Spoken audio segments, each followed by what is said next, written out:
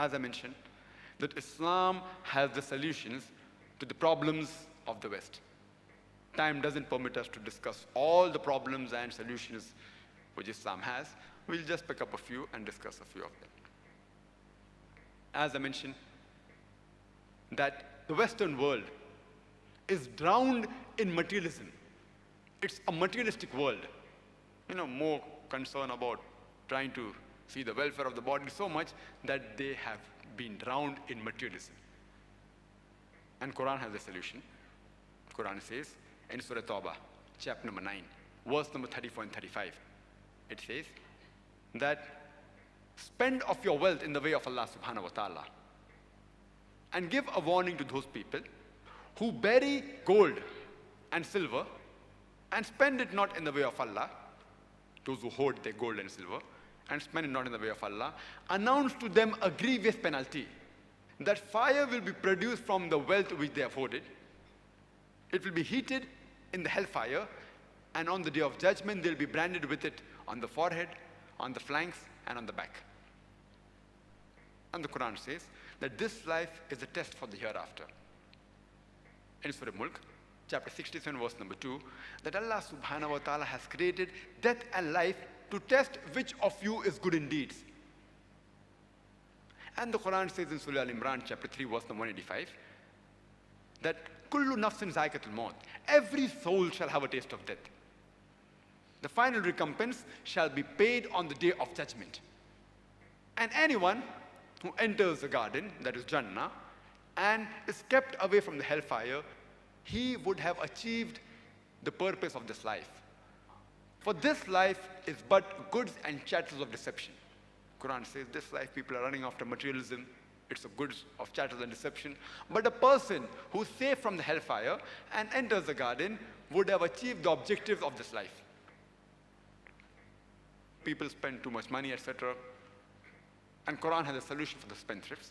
Quran says in Surah Isra, chapter number 17, verse number 26 and 27, that spend not your wealth like that of a spendthrift.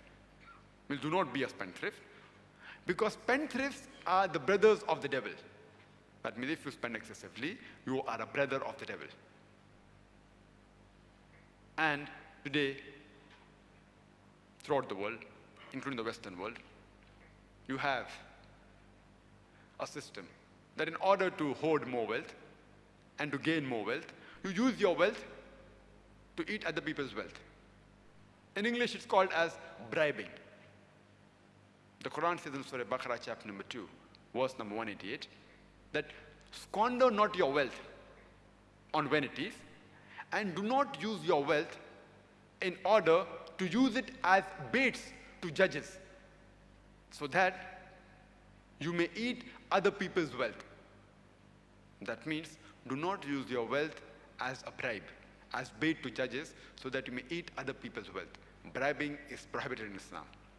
The problem today, which the West is facing, and it has also seen to it that the other parts are facing because of it, is riba, is interest. Today, the Western world is in problem because of riba, because of interest. And they've seen to it that they've passed this disease even to the other parts of the world. It started in England by the King of England.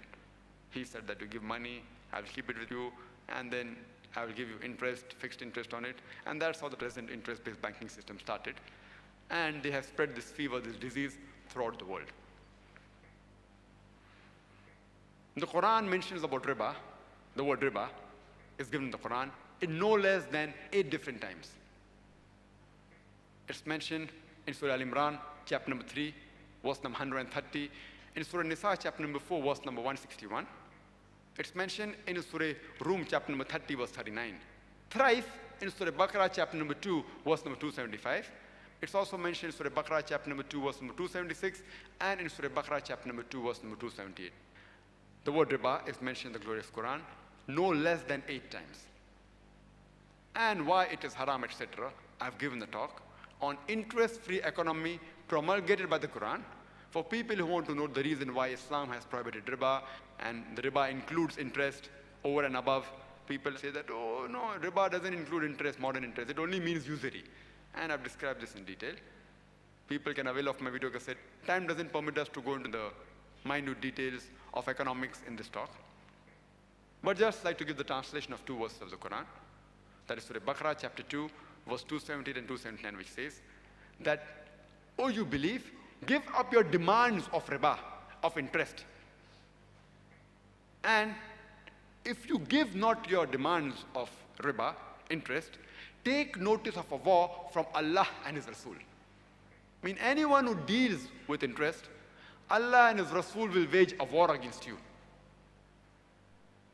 There are various sins mentioned in the glorious Quran, which are big sins, gunaya kabira. But this particular sin, besides being a grave sin, it also says that anyone who deals with interest, Allah and His Rasul will wage a war against you. So if you deal in interest, you're challenging Allah and His Rasul for a war.